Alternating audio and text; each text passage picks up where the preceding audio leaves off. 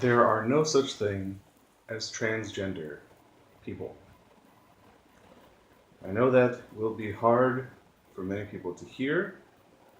To others, it will be a boon. Why do I say this?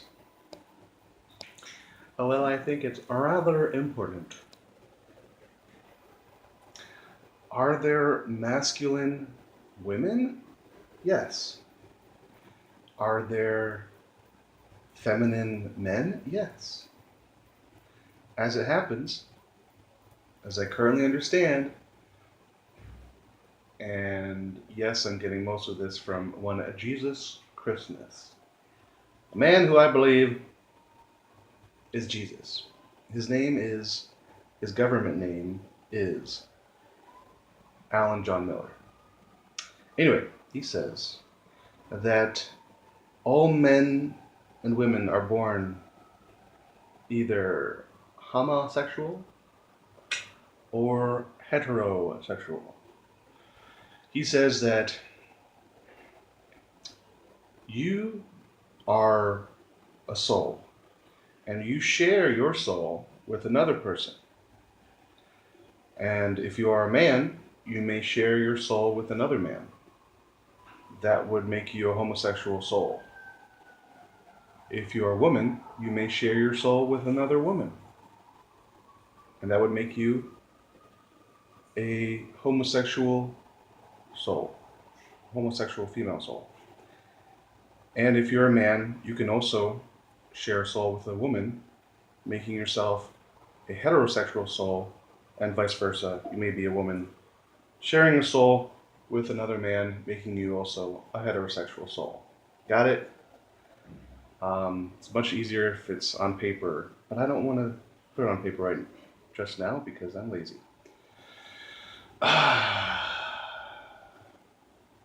So, how many homosexual souls are there out there compared to heterosexual souls? Well, there's about 10% homosexual souls. I'd say about 5% male to male, and maybe 5% female to female, and about 90% heterosexual. The exact number is not known.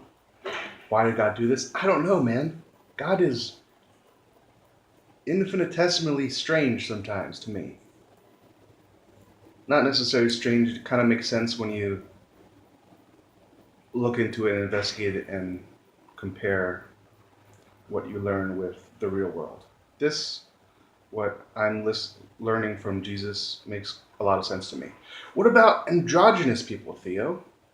Androgynous meaning people born with male and female genitalia. Well,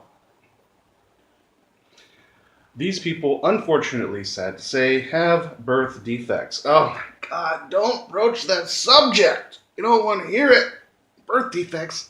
Don't you understand? You're talking about a wide range of people that have issues with their physical appearance and being, and they don't know who they are. Are they male? Are they female? Yes, I'm broaching that topic. Yes, I want to deal with it. No, I don't have all the answers, and I do have my doubts even on this, but I'm going to state my belief, which is that it's a birth defect. You're either a man or you're a woman, and the genitalia you have should represent your sex. Yes, by the way, there are only two sexes. There's the male sex and there's the female sex. Sorry to everyone that wants there to be more sexes or genders. Yes, I know that gender means societal feelings about sex, and sex itself is like your physical characteristic. Well, I'm suggesting that those definitions don't exactly work. They definitely don't work in the paradigm that I'm putting forward. So, birth defects. Why do people have birth defects? It's the parents. The father and the mother, the ancestral line has issues, intergender issues, and those issues are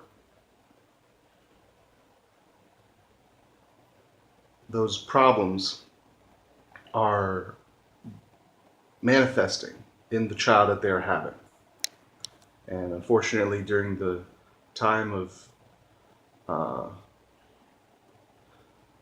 conception and through the process of, I don't even know what I'm saying, through developing in the womb, you developed probably with spirits that have uh, latched themselves onto that body, that want that body to be something different than what it ought to be, and they're influencing the development of that fetus, that soul with its physical body.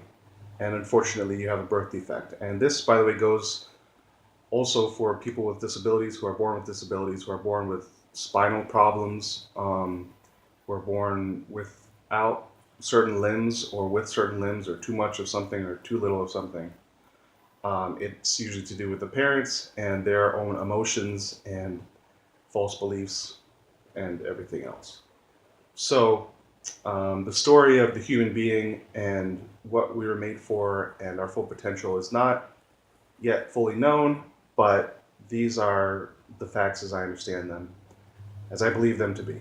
Do I know this for a fact? No, I am investigating these things, and this makes the most sense, and I wanted to share with you what I've investigated. Now, the last thing that I want to say is if you wear makeup as a man and you wear dresses as a man, I don't have a huge problem with that. Um, and if you wear manly clothes as a woman, I don't have a huge problem with that. If you fail to wear makeup, I don't give a rat's butt.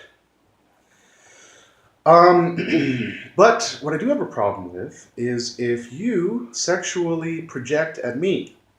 If you think that just because I'm a man, I will fuck anything that has a hole, I will fuck any hole, that I am a sex crazed, moronic pig that just wants to have sex all the time, 24/7, and might as well be with you whether you classify yourself as transgender or a homosexual male or, you know, a bisexual male or a bisexual woman or any anyone that would allow themselves to have sex with someone randomly. Because that's what you're doing when you're projecting sexual feelings at someone else. You're kind of having sex with your mind. It's a real thing. It's not a very good quality, and I have that quality. I do sexually project sometimes. I don't think I am the most sexually projecting person out there. I think there are people that project a lot more. I don't understand all there's to understand about sexual projecting. It's real.